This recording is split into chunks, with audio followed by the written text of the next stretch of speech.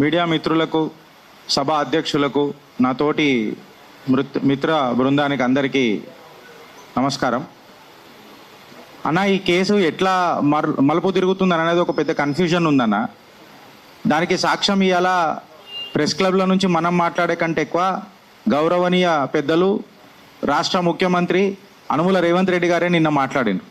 ఆయననేమో arrest చేసినానంటారు, మనకేమో అక్కడి నుంచి సరెండర్ అని చెప్పి ఒకటి వస్తుంది. నేను అరెస్ట్ చేసిన అని చెప్పి ఈయన డంకేపే చోటు మాట్లాడతాడు, ఆయననేమో సరెండర్ చేసిన అని చెప్పి డంకేపే చోటు మాట్లాడతాడు.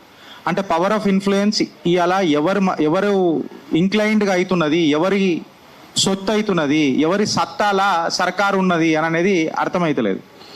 ఒక దిక్కేమో అరెస్ట్ చేసిన కాంగ్రెస్ పార్టీ భారతీయ జనతా పార్టీ నాయకులను దూషిస్తున్నది, ఇటేమో భారతీయ జనతా పార్టీ బీఆర్ఎస్ నాయకులను దూషిస్తున్నారు, ఇటేమో కాంగ్రెస్ పార్టీ నాయకులు ఇంకొకళ్ళని దూషిస్తున్నారు. అసలు కంప్లీట్గా ఈ ఎపిసోడ్లా మైనర్ బాలికకు ఎవరైతే న్యాయం చేద్దామని అనే తరుణం ఆర్ తపన కనిపించుడు తక్కువ, ఇన్ఫ్యాక్ట్ దీన్ని ఎట్లా దఫనాన్ చేద్దాము, ఎట్లా బొందలగడ్డల మీద మూలలు కొట్టేద్దాము అని అనేది క్లియర్ కట్గా కనబడుతున్నది.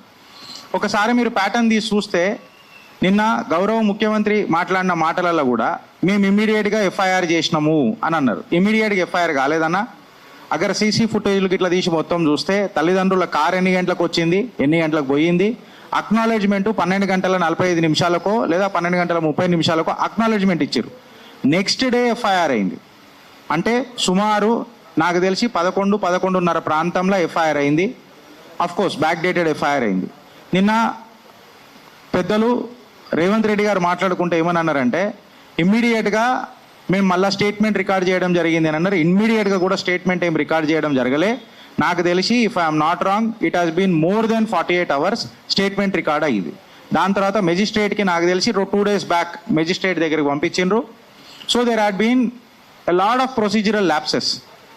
ఏదైతే ప్రొసీజరల్ ల్యాప్సెస్ జరిగినాయో ఈ కేసులో నాకు తెలిసి ఇది ఒక పెద్ద step to step case study అవుతుంది.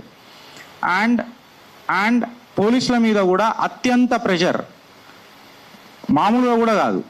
ఇంకొక విషయం ఏంటనంటే, బండి భగీరథ్ ఎవరైతే సంతకాలు చేసిండు కదా, ఆ సంతకాలలో కూడా మిస్ మ్యాచ్లు జరిగినాయని సోషల్ మీడియా హోరెత్తిపోసింది.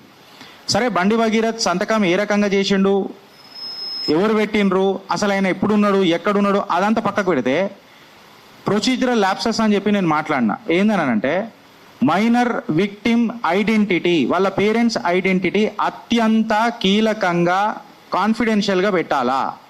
అట్లాంటిది సోషల్ మీడియాలో సర్కులేషన్ ఎట్లయింది, ఇష్టం వచ్చినట్టు దాని మీద డిబేట్లు ఏ రకంగా జరిగినాయి. నువ్వు డిబేట్లు చేసుకుంటే చేసుకో, కాకపోతే వాళ్ళ ఐడెంటిటీ పెట్టి కొన్ని ఛానళ్ళు అయితే ఇగో వీళ్ళని బయటికి చూపిస్తే ఇంకొకళ్ళు మోసపోరు అని చెప్పి మాట్లాడుతున్న వాళ్ళు జర్నలిస్టులు అవుతారా? చట్టాలకు విరుద్ధంగా పోయి ఇష్టం వచ్చినట్లు మాట్లాడేటోళ్ళు జర్నలిస్టులు అవుతారా అననే ప్రశ్నకు ఇదే ప్రెస్ క్లబ్ సాక్షిగా మాట్లాడితే ఇప్పటిదాకా జవాబులు లేవు. ఇంకా నిజంగా చెప్పాలనంటే పర్సనల్ టార్గెట్లు మొదలైనవి. Last but not the least ఇది ఏందనంటే, మిత్రులకు అందరికి అర్థం చేసుకోవాల్సింది ఏంటంటే, ఇక్కడ అత్యంత కన్ఫ్యూజన్ స్టేట్లో నడిచింది. ఫస్ట్ మైనర్ కాదు మేజర్ అని చెప్పింది. అవన్నీ నేను నిర్ధారించినాక మేము ఇవన్నీ చూసుకోవాలి కదా అని అన్నారు. మెట్రికులేషన్ సర్టిఫికేట్ ఇమీడియట్గా దొరికిపోతుంది, అది అందరికీ తెలిసిందే. And it has been an authentic proof as far as the POCSO cases are concern. Clear కట్గా మెట్రికులేషన్ సర్టిఫికేట్లో హెడ్ మాస్టర్ కూడా సంతకం చేస్తాడన్న. సో అథెంటిసిటీ ప్రూవ్ అవుతుంది. అది కాకుండా మీడియాలో లీక్లు అయ్యేదాకా మళ్ళీ ఇలా ప్రభుత్వం చూసుకుంటా కూర్చున్నదా, లేకపోతే పదవిని అడ్డం పెట్టుకొని బండి భగీరథ్ గారి తండ్రి గారు దాన్ని ఇన్ఫ్లుయెన్స్ చేసే ప్రయత్నం చేసిండు అనేది గంభీరమైన ఆరోపణ. మళ్ళీ దీని మీద ఎవరు సమాధానం చెప్తారు అని అనేది ఒక పెద్ద క్వశ్చన్. మీరు ఒకసారి అందరు అబ్జర్వ్ చేసి చూస్తే ఫ్రెండ్స్, కోర్టు కేసులో కూడా పప్పు నాగేశ్వరరావు గారు ఎవరైతే బాధితుల తరఫున అడ్వకేట్ ఈ వాదన వినిపించిండో, ఆయన ఒక ప్రస్తావన తీసుకొచ్చిండు, గంభీరమైన ఆరోపణ తీసుకొచ్చిండు. ఏంటంటే, ఇది ఒకటే కాదు 3-4 కేసులు కూడా ఈ పిల్లగాడి మీద ఉన్నాయి, హ్యాబిచువల్ ఒఫెండర్ ఈ పిల్లగాడు అని చెప్పి క్లియర్ కట్గా చెప్పిండు.